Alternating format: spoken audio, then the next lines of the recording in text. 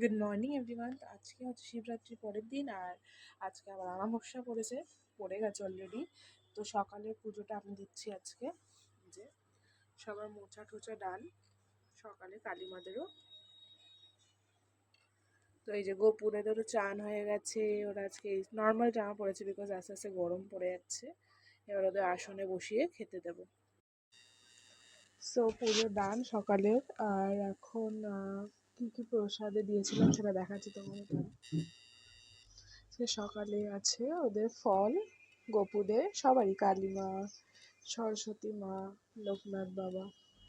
ওটা আমি তুলে দিই, তারপর শিব বাবা পুজোই দেবো, তখন আমার দেখাচ্ছি। সো গাইস, পুজো টুজো ডান। আর এখন আমি একটা কলেজের প্রজেক্ট করতে বসবো এখানে সিরিয়াল দেখতে দেখতে।